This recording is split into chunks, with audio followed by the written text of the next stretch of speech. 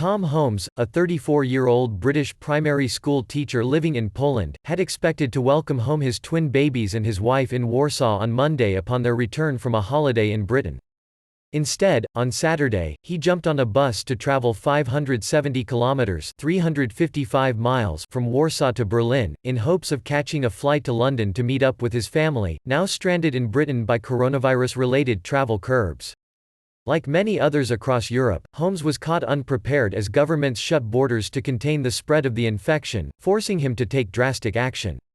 "People are worried. I understand that, but I want to get back to my family," Holmes told Reuters. Poland, which has reported 103 cases of coronavirus and 3 deaths, announced on Friday it will ban foreigners from entering the country from Sunday and impose a 14-day quarantine on its citizens returning home.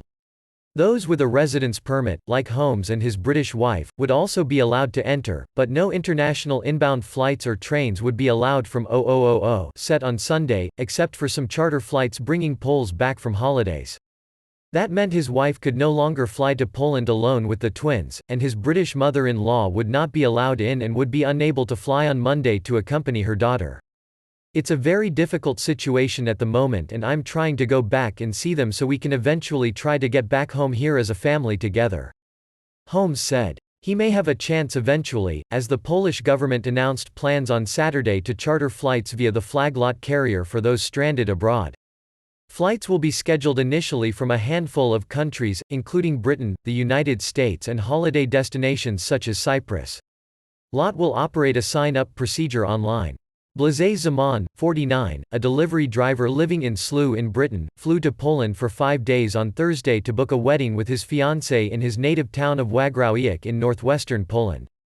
His return flight was booked for Tuesday but, since the border closures, he decided to borrow his fiancée's son's car to drive the 1,432 kilometers (890 miles) home immediately, taking a Channel ferry back to Britain.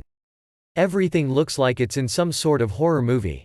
I feel like I have to escape the country in which I was born from who knows what," Zaman told Reuters. The wedding, he said, will likely be postponed.